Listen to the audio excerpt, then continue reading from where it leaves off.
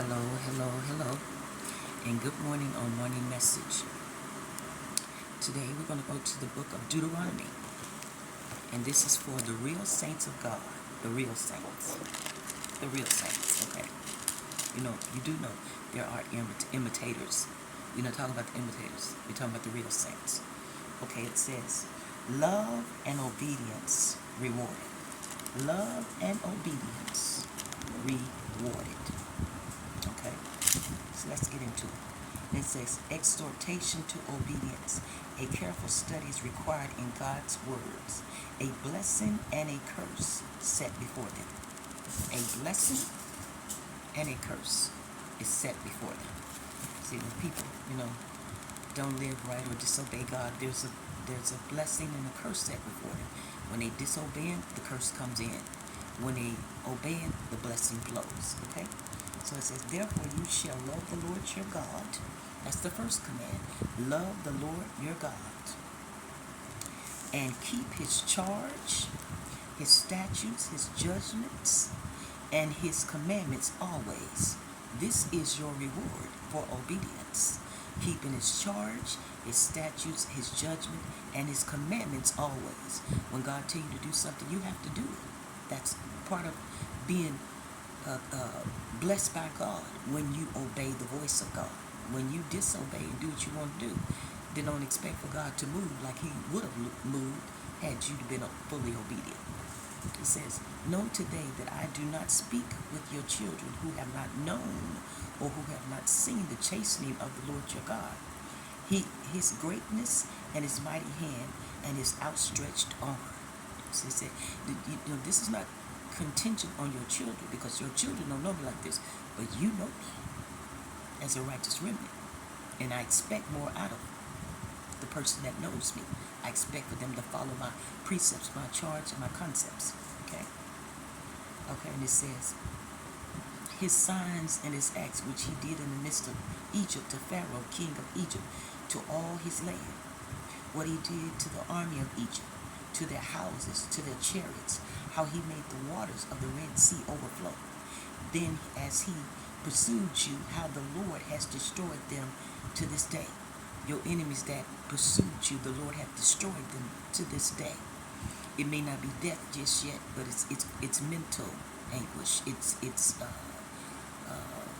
It's prison anguish. It's prison within the mind anguish, or prison in the prison. Highway or sickness and disease, because they continue to come after you. So He destroys what continue to come after you to harm you. God knows people's motive and intent, and God will snatch you out of something right on time, because He knows what they intended for you. If they didn't intend to do you right, God knows it. And God said, you can do this to my servant. Okay? What He did for you in the wilderness until you came out of this place. And what He did to Dathan and Abiram, the sons of Eli, the son of Reuben, how the earth opened up its mouth and swallowed them up, their houses, their tents, and all the substance that was in their possession in the midst of all Israel. He did this in the midst of all Israel to show them, don't cross me. Because if you cross me, I can do just what I can come where you are. And I can open up the earth and swallow you up right where you are. Okay? But your eyes have seen every great act of the Lord, which He did. See, this reward of obedience is contingent on you loving the Lord your God, and not serving no other God. Because you serve other gods, this is not applying to you. This is not applicable for you or your life. But if you serve the Lord your God, the God of the heavens, the Most High God, then the God of the Bible, then you are His sheep. If you don't follow Him, you're not His sheep. Okay? You can follow whoever you want to. But if you're going to follow God, He meant for you to follow Him. Or else, you follow any other deity, any other God, He said, my blessings ain't upon you when you follow other gods. Okay? So that's basically what He's saying here. That's it. And what He did, okay, we got that. Therefore you shall keep every commandment. The God of the heavens saying, you shall keep every commandment which I command you today, that you may be strong and go and possess the land which you cross over to possess, and that you may prolong your days in the land which the Lord swore to give your fathers to them and their descendants, a land flowing with milk and honey. So you're going to a land if you follow the instructions of God, if you live for God and not serving any other God, because I have to make that distinction, then you shall go and possess the land of milk and honey, and that your day may be prolonged in the land which the Lord swore to give your fathers, to them and their descendants, a land flowing with milk and honey. Now he promised to give you expansion in that land as well, as long as you continue to serve him. But if you start to serve the other gods that don't apply, it becomes non-applicable, and you're going to be destroyed. Okay? And he says, and in that you may prolong your days in the land which the Lord swore to you and your fathers, to them and their descendants, a land flowing with milk and honey. For the land which you go possess is not like the land of Egypt from which you have come, where you sowed your seed and watered it by foot as a vegetable garden, but the land which you cross over to possess is a land of hills and valleys. Drinks water, this is a beautiful land of hills and valleys, drinks waters from the rain of heaven, a land from which the Lord your God cares for. The eyes on the Lord your God are always on it, from the beginning of the year to the very end of the year. So this is a particular land that God takes care of. His eyes is always on it. He cared for it, this land. And this is the reason why He's giving you this land, because He cared for it. A land flowing with milk and honey. He cares for this land.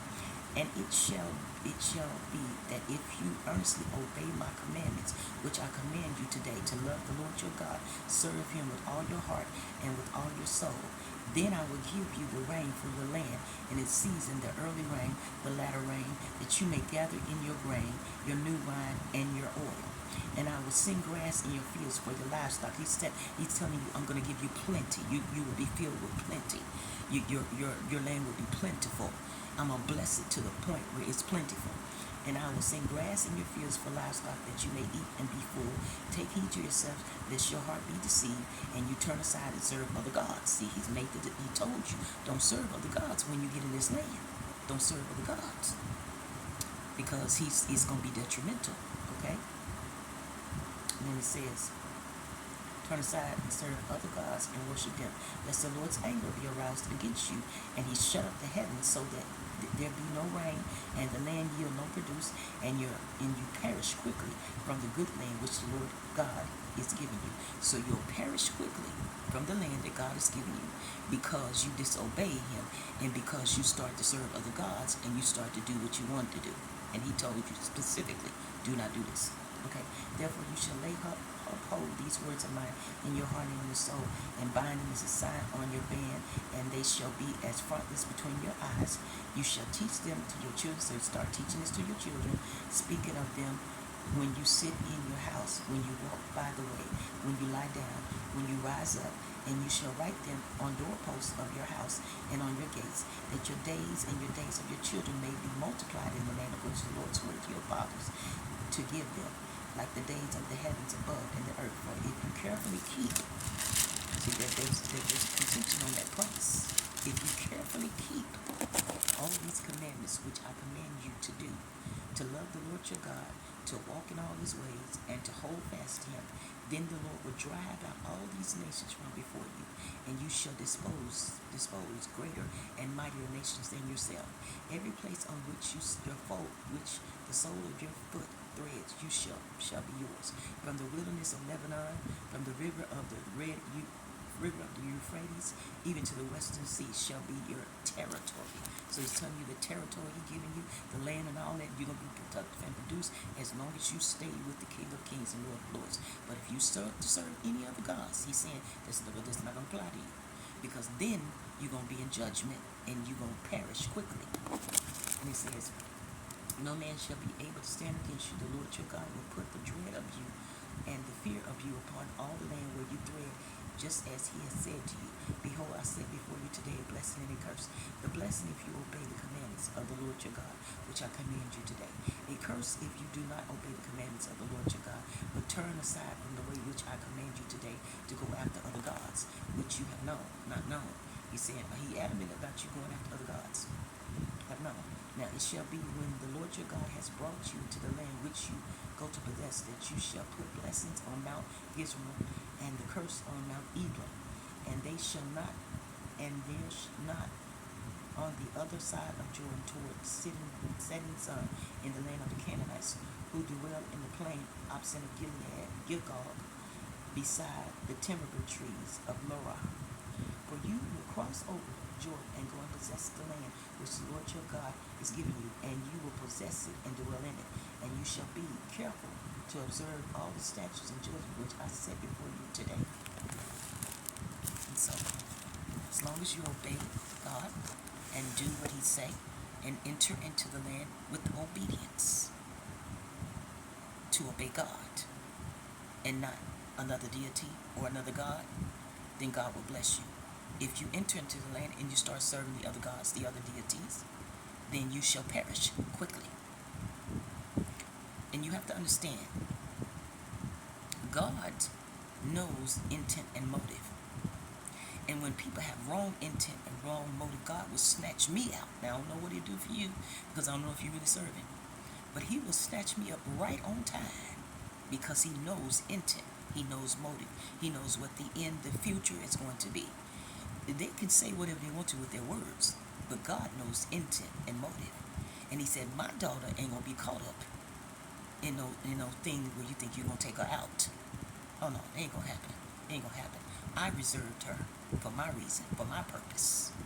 And she shall do what I say she's going to do. So y'all be ready and prepared for the end time flow. And it's going to be packed with God's glory and more. All right? So y'all be blessed today on Morning Message.